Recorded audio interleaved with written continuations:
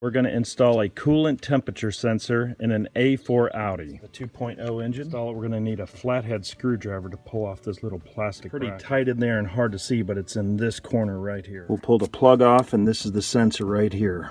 Right here is that retaining plastic bracket that needs to be pulled off with a screwdriver. With the screwdriver, we're able to pry it out like this. We're going to lose some antifreeze, so we'll put a pan under When we pull it out, we're going to lose some antifreeze. Catch as much as we can. We'll do an ohms test on both the new one and the old sensors. 1.7 k ohms. The new sensor is very close at 1.6 k ohms. We'll place the new sensor back into place and put the clip back in. Put the clip back into place. Plug everything back in. Inspect the clip to make sure nothing is broken. We'll run the car and make sure there's no leaks. We'll erase the code and see if it goes away. This would be the 2181. The check engine light is gone. We'll see if it returns. That's how you change a coolant temperature sensor on a 2.0